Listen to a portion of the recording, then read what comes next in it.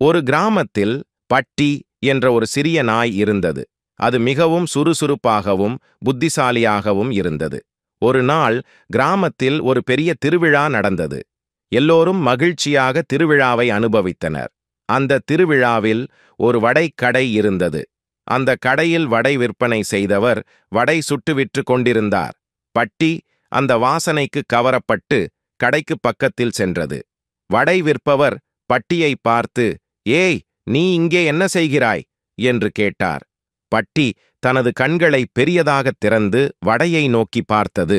வடை விற்பவர் பட்டியின் அன்பான முகத்தை பார்த்து ஒரு வடையை எடுத்துக் கொடுத்தார். பட்டி வடையை எடுத்துக்கொண்டு மகிழ்ச்சியாக ஓடிவிட்டது.